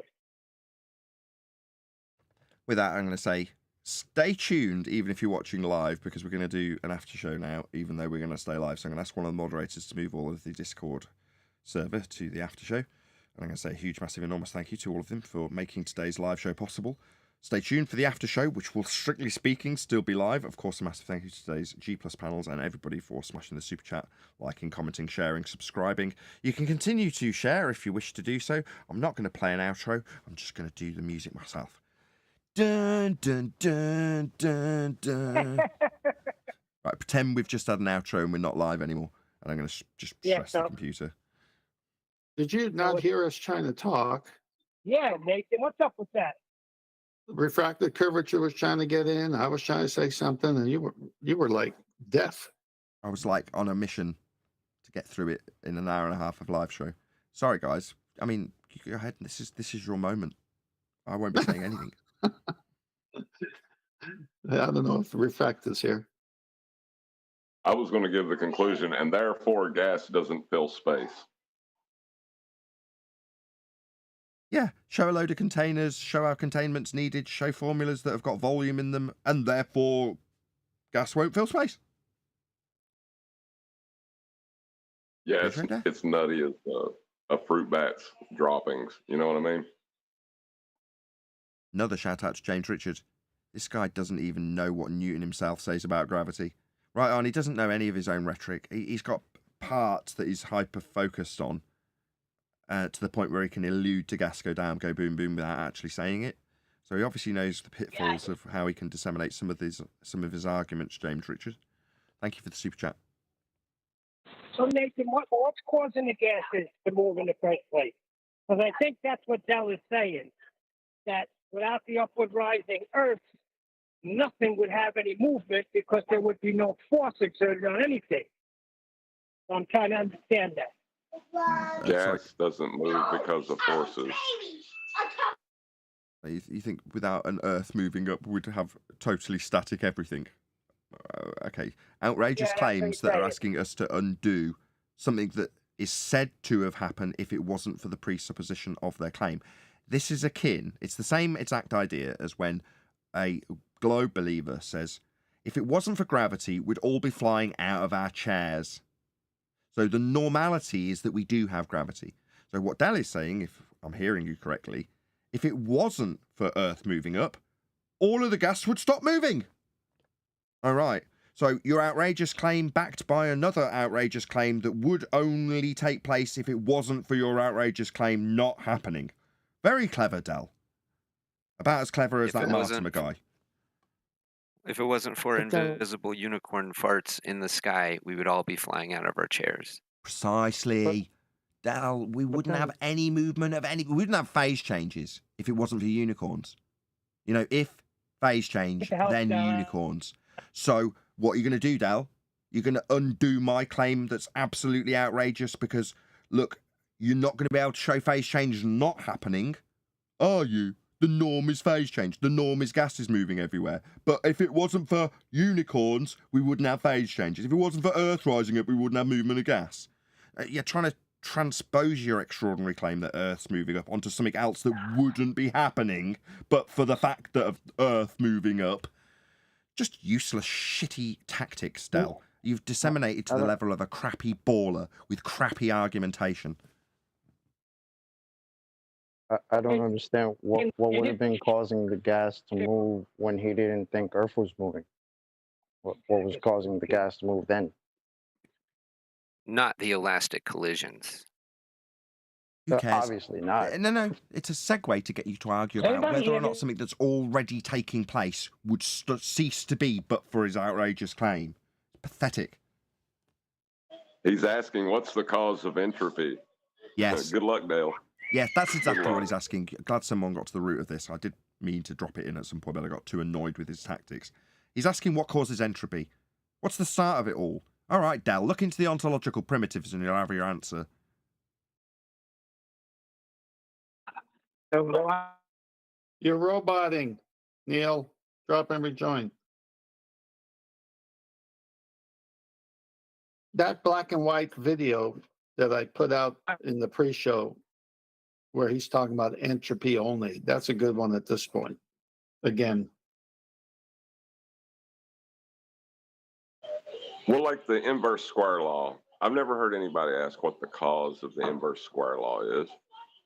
I mean, it seems nonsensical when you even ask it, right? Just a description of what happens always. But when it comes to entropy... Why is it happening always? And the other thing is, hold on, he says, if that was the case, if Earth wasn't rising upward, then why is the air bubble at the top of his demonstration not moving down? Because he has a downward bias, therefore the bubble rises up, is what he... Are you kidding me? I'm dead serious. He wants to know why the air bubble in this apparatus that he constructed not moving down. Well, isn't his whole claim is that everything accelerates to the ground or everything falls to the ground? That's his problem. Yeah, that's his problem. He's trying to make his problem of something going up in an always ever rising up Earth be explainable. It's like me when I did the reverse. All right, why are the clouds up there? Oh, because Earth's falling constantly.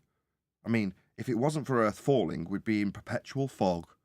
Prove that we wouldn't be in fog. It's just absurd.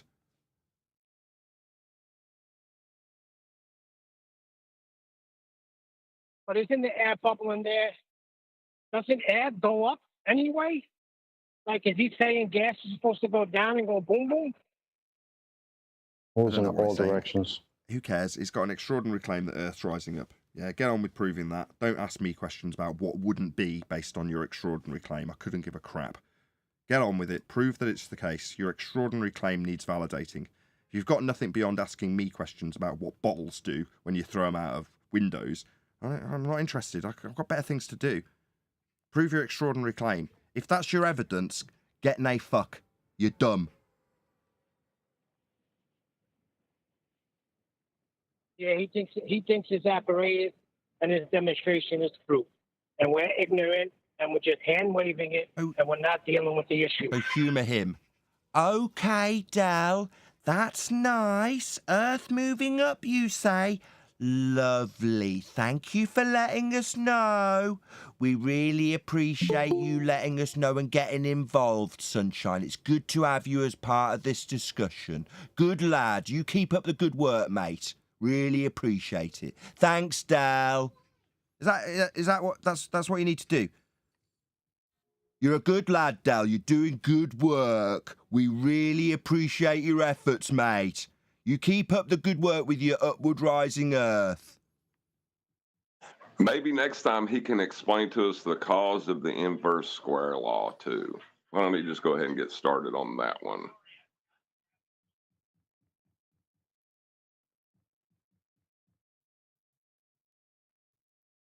That one could be the sideways moving Earth next, right?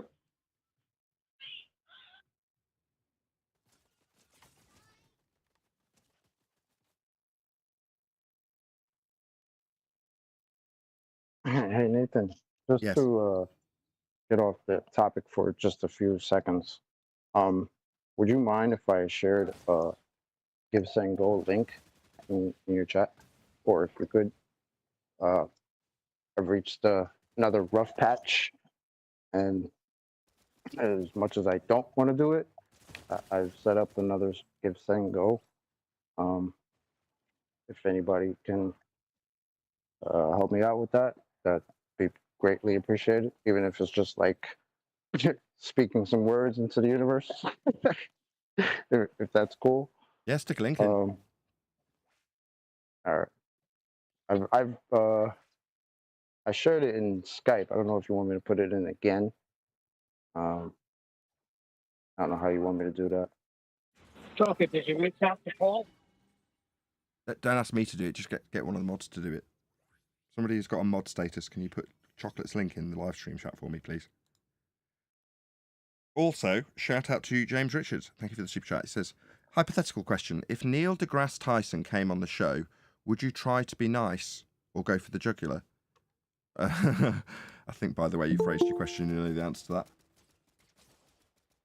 It's only in my dream. But I can still dream. By the way, you've never answered any of my emails about getting a curved elevation angle from a curved baseline. I think the way we would treat him would be no different to anybody else who came here. So initially, you just go by how his attitude was towards us. So in other words, if he didn't rumpus us, try and talk like he did with Joe Rogan when he was asking about other astrophysicists talking about gravity and he just started talking through him, yeah, that's going to piss us off, isn't it? Right? We don't have any tolerance for that. We won't cuck for Neil deGrasse Tyson in the same way that Joe Rogan did. Okay. So that means there's got to be a level of mutual respect between the two parties for the discussion to take place at all. Because likewise, if I start being derogatory to Neil deGrasse Tyson or unreasonable in my discussion with him, then he's got every right to get stroppy with me, right? So in other words, just from the offset, based on that hypothetical scenario, there'd have to be some form of mutual respect between us for the discussion to take place. Or, to put it another way, for Tyson to lose badly. Yeah, he wouldn't get away with the stuff he gets away with when he talks to those characters. I think at first he'd probably feel like he was in the wrong place, but I think we'd be so elated that he was here. And we got to talk there, and then he'd be like, "Am I in the right place?" Until we started getting into the shit. Then it'll change. I agree. Have you forgotten that he's already stated he will never debate a flat earther? Yeah. Right. No. Well, see, that's the thing, though. He's a flat earther and he doesn't know it, so he would never debate anyone. Because heliocentrism is a flat earth religion. Yeah, but you got to admit it's a smart move by him. Very smart move. Have you ever seen Neil deGrasse Tyson debate anyone? No, I only seen him mesmerizing people with his little magic tricks and sleight of hand and sleight of words. Yeah, he doesn't debate anyone, let alone. He sits on a panel of other astrophysicists and chews the fat. But in all fairness, if he came here, authority is based on truth. or true authority is based on truth. We're actually higher in the hierarchy than him, so he should have to cocktail to us. I agree with that. We have the upper hand. How does that go in that movie, Seven? John Doe has the upper hand. Flat Earthers have the upper hand. What's in the box? You ball Earth, you cut it off. Well, we can explain to him where his religion comes from. He can't explain it to us. Yeah, hey, you would see Neil deGrasse running like Morgan Freeman. John Doe has the upper hand.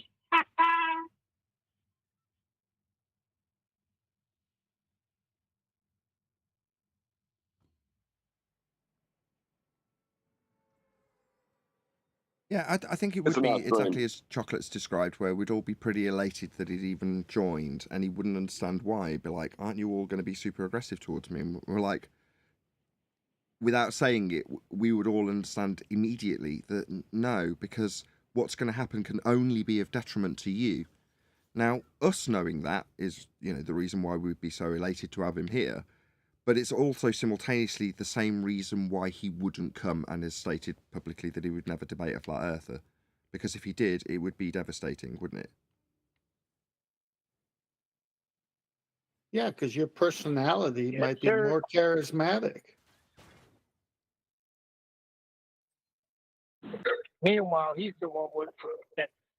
No, he's just projecting. He's the one that works on all that stuff. But we go where the evidence leads us, and he wants to say, well, I could have all the facts and objective reality on my side, and I could lose because they're more charismatic. What? You have objective reality. We have all the reality on our side, right? Well, now, in all fairness, I've seen that happen. Like people get drowned out because the other person is more charismatic and overtalks the other person. So that's just lousy moderating. Like when you went with Ruhif and McToon, it was obvious what they were doing, and so they jumped all over you. They agreed to the original terms of the debate, and you gave them everything. And so if someone was watching that, they would see what was happening. So it all depends how it's being moderated. Well, yeah, but I mean, if someone was watching that and thought that they won, I feel bad for them. They have no competent faculty of thought anyway. But the whole point is that it seems to me that people that have the least to say speak the most, and people listen to confidence, not intelligence. Remember the debate Nathan did with the other guy, with the two guys? What was those guys' names? I mean, Earth Chronicles or whatever they were called. Yeah. So you just have to watch that debate, and Nathan brought in the hammer, so to speak, of stopping fallacious reasoning every time it came up, and they couldn't handle it. They got mad. And then it's kind of lost a little bit because of the anger, and then it came back to a debate again. But it's like, I'm not going to let you get away with a fallacious argument. I'm going to call it out. We're not going to sit here for 2 hours, go to Narnia, and then after 2 hours, I made that up. No, you're going to talk long if you have proof, but you're not going to talk at all if it's fallacious reasoning. And that's what Nathan did. And it was fun to see those guys not get it at all and then dismantle. And then that Navy guy, or wherever he was all over the place. He didn't know about the sextant or anything. And then the other guy brought in the equatorial Mount telescope. He didn't have a clue. He says it works on 2 axis points. No, it has 4. And so he has no, and just the name, equatorial plane. I mean, it's the plane. You're using a flat plane for everything. They just don't get it. We'll just disagree to disagree. Agreeably. I agree that you disagree, but we'll agree to that. Sounds agreeable. I like the fact that QE, who speaks fluent numpty, interpreted what the best shape of that whole discussion. So Patrick asks him, is there any evidence you can have a sphere-shaped air around a ball Earth in a sky vacuum? Or something like that, along with the, how can you have gas pressure without a container? That's the context of the discussion. And his answer was air. That was his answer. Okay, well, after the fact, QE says no. What he's saying is, I appeal to the being a sky vacuum by just pointing at the sky, which is a vacuum, and we do have air here.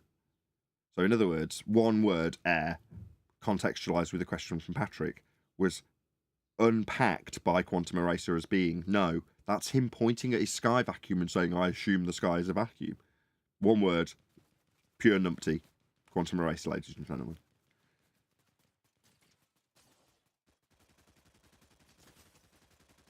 So he assumes it's a sky vacuum, but the words out of his mouth was air. Yeah, he's saying because the question was how can we have gas pressure without a container? He's saying, well, air. That's the example. Shoo. No, it's not. It's not like that. It's not like that. It's not as dull as that. Okay. It honestly isn't. Now that once it was unpacked, because I was like, that's the stupidest answer ever, and that was the reaction he got from Patrick at the time. And it was worthy of a shorts clip, which has done very well, I might add, because it's so stupid when you just hear it, how it's said. But in reality, he's speaking numpty, and he's saying, I assume that we've got air, and we've still got a sky vacuum, so therefore my example of how we can have gas pressure without a container is the air we're breathing. That proves we've got gas pressure without a container. Obviously, air. Air proves it. That's what he's saying. So he will look at his car tires on the way home, and he assumes he's got air, gas pressure in the tires, because the tires don't have tires. I mean, the rim doesn't have tires, so the air's right. It's just, your mind goes crazy with these people. I thought Rumpus did the best, as the second law of thermodynamics doesn't apply to the Earth. That was probably the best one. Then when he repeated, this last guy said that PVP NRT doesn't apply. When we repeated that to him, he's like, I didn't say that. Where you got me saying that? Rumpus. Well, that's what they have to do. They have to violate every natural law for their spinning pressurized globe right next to a vacuum. And they have to violate every reasonable, logical argument for it and say stupid things. But they think they've formulated a reasonable response there. Yeah. If to demonstrate that you can have gas pressure without a container, yeah, you'd have to be able to breathe air. We do breathe air, therefore you can have gas pressure without a container. Look up. It actually is reasonable to them because of the concreteness of the ball to them. So they're appealing to their belief in the ball and the way it works. And there you go. It's proof. Look, it's proof it works because I can breathe. That's still dumb as a bag of hammers. Or it's interesting that he's gone to air as opposed to gas pressure. So he's not actually linked it to anything in physics. He just made a religious statement, air. Because obviously if you say gas pressure, that creates a problem. You can follow that logically and it destroys it. But if you just state air, because I'm on a ball Earth, then it stays within your paradigm.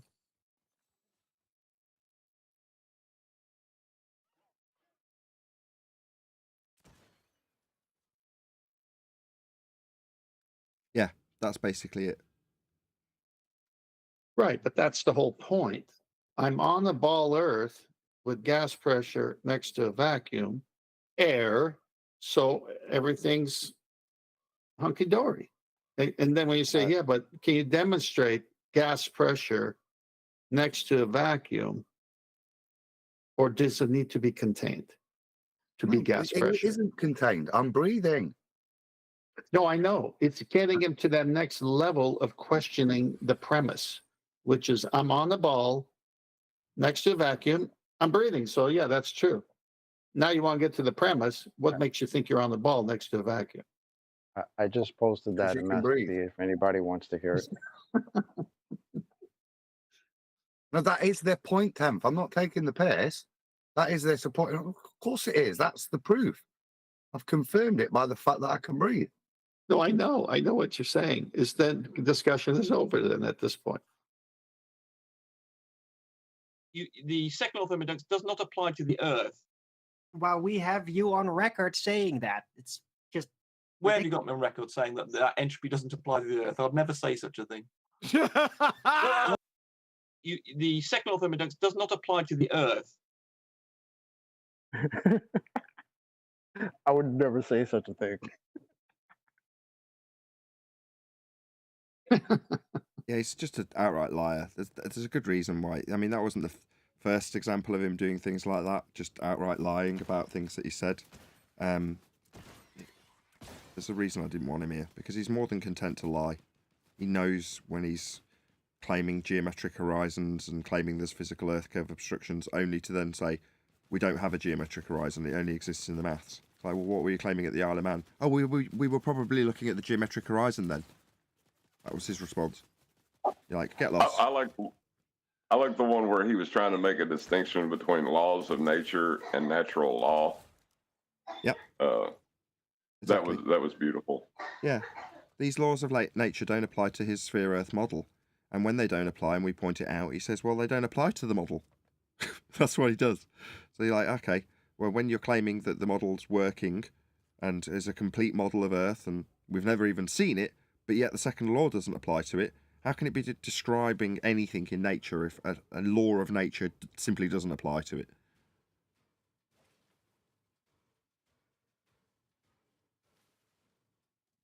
Yeah, I don't think he understood what he was saying. That's a terrible response to say what he said, because we're on Earth, and he's saying the laws of nature don't apply to the Earth we're on, so he loses immediately.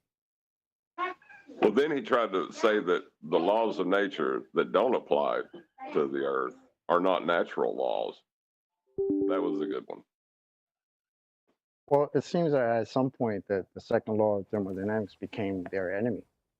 Because if you have to deny it, I mean, you might want to go talk to Eddington, who said if your idea goes against the second law of thermodynamics, I have no hope for you. So what was he talking about? Something that doesn't apply to where he lives? Well, what are you talking about? The geometric horizon became their enemy, so they hid it. No one could see it. Yep, buried it 6 feet deep. Below water Dead. level. We've never seen it because we have an atmosphere. Oh, really?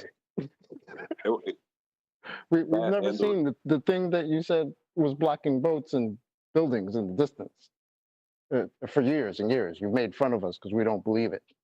Now we've got a statement for you to respond to, and your response is, we've never seen this thing. It's not possible to see it because we have an atmosphere. What the hell do you think we've been looking through? But chocolate, you can't. Atmospheres are freaking. Yeah, go ahead. I'm sorry. No, it's okay. You can't see it, chocolate, but it blocks the bottoms of boats and buildings. Below sea level. Yeah, that checks out. Yeah, below sea level. Yeah, it's refracted below sea level. It exists below sea level. Like, why won't you just give them that there's this other world below sea level that they think they live on? I would, but it's not hard to think when these people also think simultaneously that other people and places and things exist antipodal to them underneath their feet by thousands of feet. So it's a hell of an imagination. They've got sextants in hell. What are you talking about?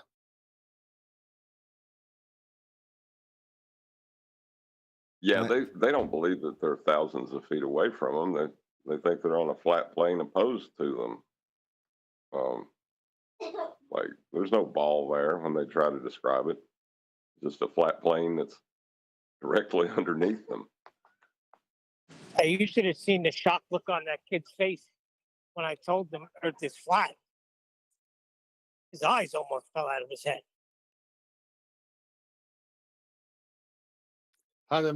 Make friends and influence people. Neil, is that your attempt here? No, I was working side by side with him. We're holding a ladder, so he just asked what I was listening to. Hang on, he's on a ladder. You're holding it. No. You're not listening to me. Now listening to me. Me and him are holding a ladder while somebody's up the ladder. One of them, A ladders. Even worse. We're holding a ladder, and I'm talking to him, but he started to understand because he understands refrigerants and gases because he works with them. Neil, next time you're holding a ladder with another guy and someone's life is at stake, don't bring up flat Earth, please.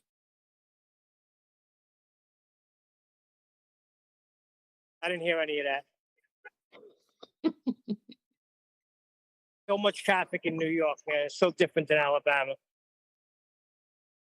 I think that might be the best time to do it, Tenth. The dude couldn't run away then.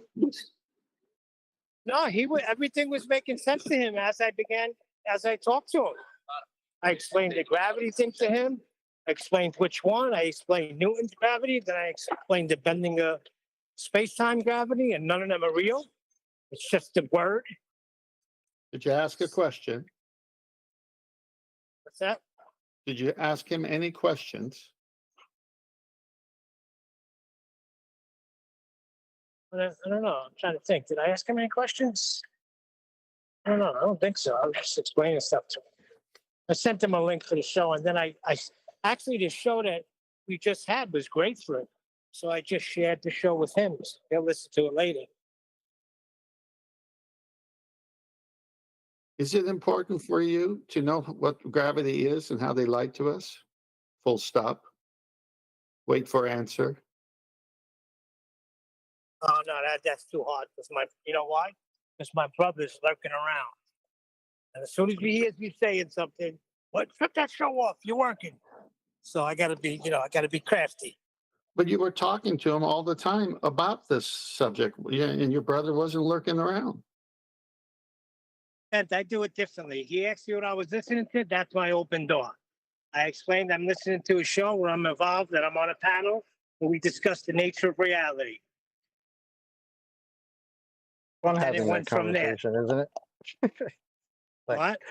It's fun having that conversation with coworkers. Oh yeah, but as it went on, he was really like, yeah. I said nothing's been proven. Gravity's not been proven. Then I started explaining science to him because he asked, "What about the science?" I said, "Well, what is science?" And we went from there. Same thing we do here.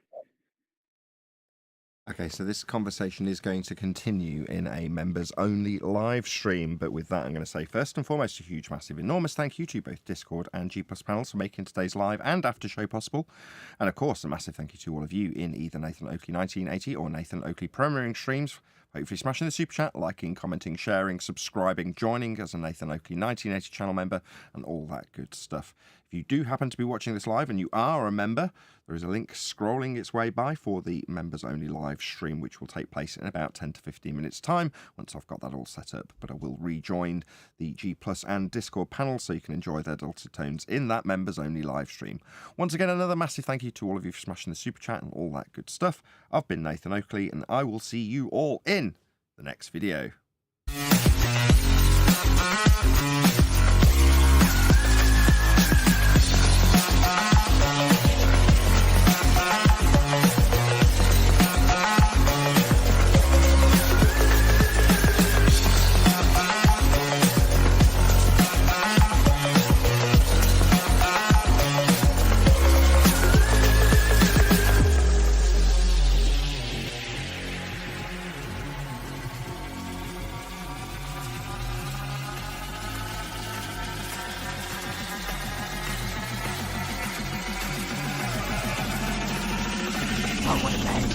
What a lovely day!